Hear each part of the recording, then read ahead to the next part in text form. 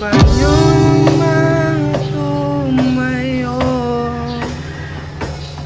at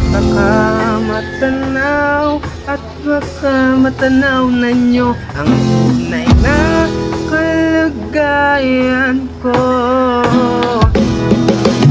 Tao po, nandyan po ba kayo sa loob na malaking bahay at malawak na bakuran, mataas na pader, pinapaligiran at nakapilang mga mamahaling sasakyan, mga bantay na laging bulong ng bulong, wala namang kasal pero marami ang nakabarong. Lumakas man ang ulan ay walang butas ang bubong, mga plato at kutsara na hindi kilala ang tutong at ang kanin, isiputi ng gatas na nasa kahon, kahit na hindi baskas sa lamesa ay may hamon. Sarap siguro manirahan sa bahay na ganyan, sabi pa nila ay dito mo rin matatagpuan ang tao na nagmamayari ng isang upuan na may pagkakatao'y hindi nag-aagawan, kaya naman hindi niya pinakakawalan kung makikita ko lamang siya'y aking sisigawan. Walang galang na po sa taong nakaupo, alam niyo bang pagtakalang bigas namin ay di puno, ang dingding ng bahay namin ay pinagtagpig niya na sa gabi ay sobrang init na tumutunaw na yelo na di kayang bilhin upang lagay sa inumin, pinakulong tubig sa lumang takuri uling-uling, gamit lamang ang panggatong na inanod sa estero na nagsisilbing kusina na sa umagay aming ganyo. Ang aking inay na may kanyaman ng isang kaldero